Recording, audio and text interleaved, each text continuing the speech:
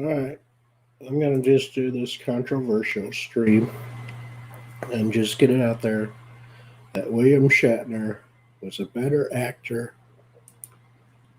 on Boston Legal than he was on Star Trek.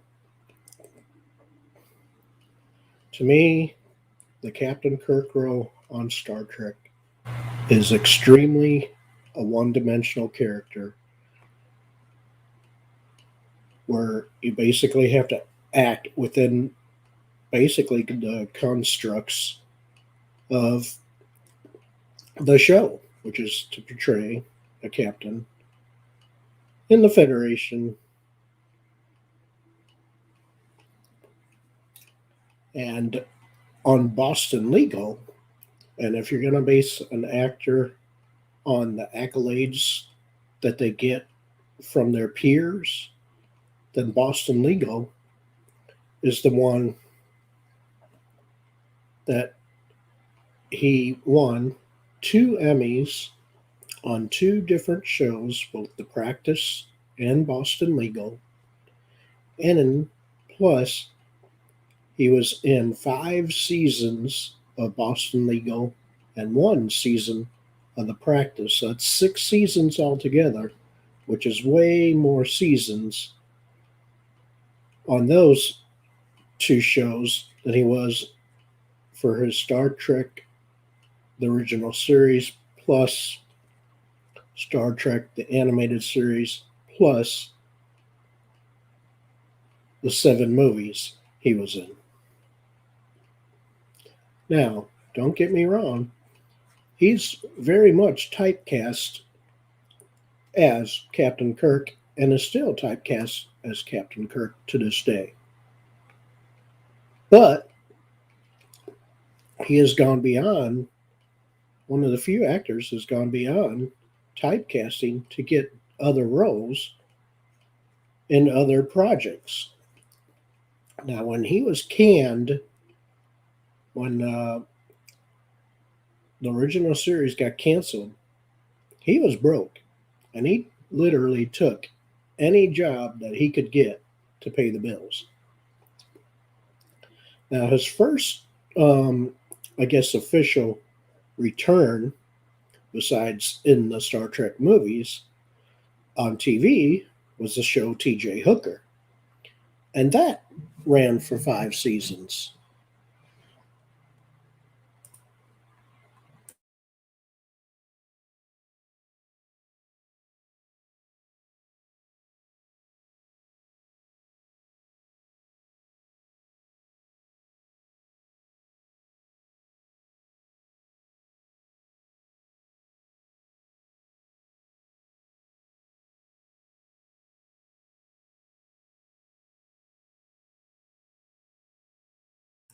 I did name the animated series. I did not forget about. I said he was on 3 seasons of the original series. He was on 1 season of the animated series, or 2 seasons of the animated series, which okay technically gets you to 5 seasons. Okay, but when you consider that there was less episodes in the animated series versus T.J. Hooker, which had 5 full seasons.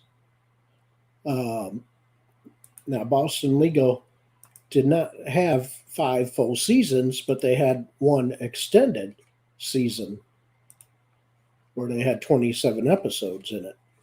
And then the last season was only 13 episodes. So that was similar to the 13 episodes of season 2 of the animated series. Um, no, I don't count his return to TV after. I count his return to TV after the animated series, is what I was saying. Because I'm going to throw that in with his original series. Because he still played the same character, Captain Kirk, obviously, in the animated series. Now, his portrayal, though, like I said, that got him all the accolades, was his portrayal in Boston Legal as Denny Crane. And like I said, he is one of the few actors who's won 2 Emmys on 2 different television shows and in 2 consecutive years, no less. Now, James Spader did the same exact thing on the same exact television shows. James Spader and William Shatner both won Emmys for the last season of The Practice on ABC and the first season of Boston Legal on ABC. Obviously, James Spader won for Best Acting Actor, and William Shatner won for Best Supporting Actor in both of those years. So, if you're going to consider an Emmy as the pinnacle of a television career, then without a doubt, his time with The Practice and Boston Legal is the top of his career on television. Okay? Now, did he ever get any awards at all in his Star Trek role as Captain Kirk? And the answer is yes. He won a Saturn Award, which is based on science fiction, fantasy, and horror films, as Best Actor for Star Trek II, The Wrath of Khan. So I will give you that at least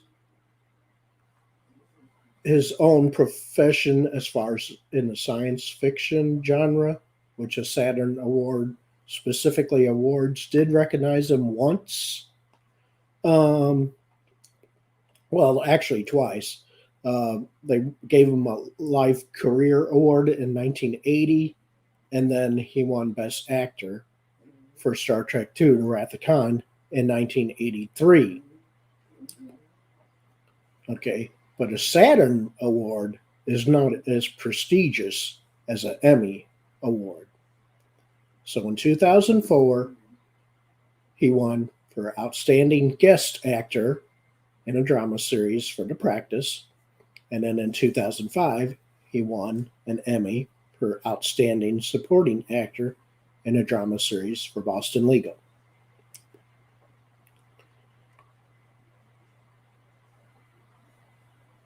Also, he won a Golden Globe Award in 2005 for, again, Boston Legal.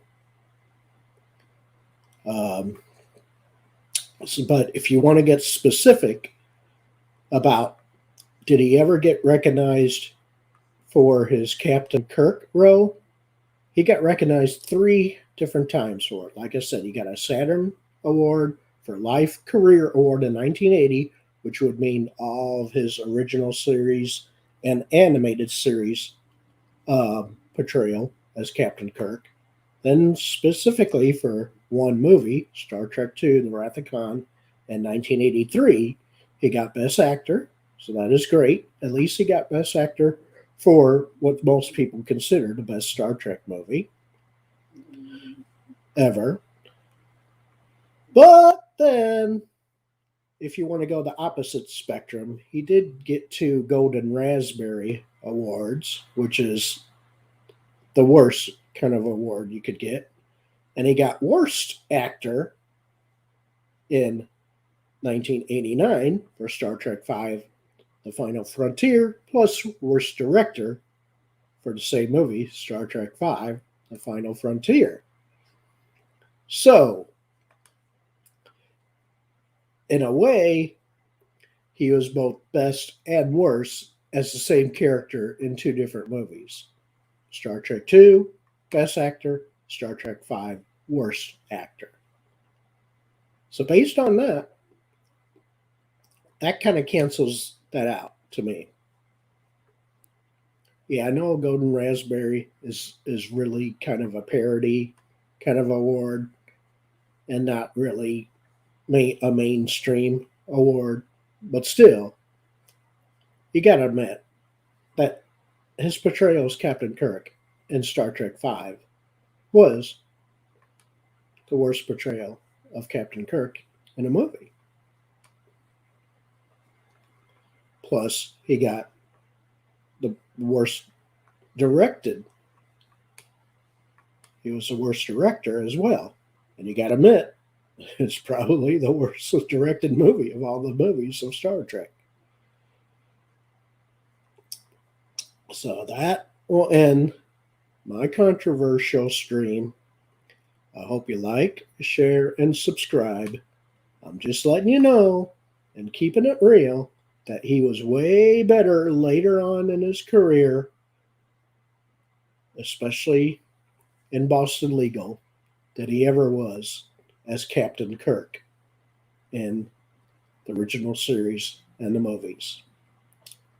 Because, like I said, he won 2 Emmys in back to back years on television.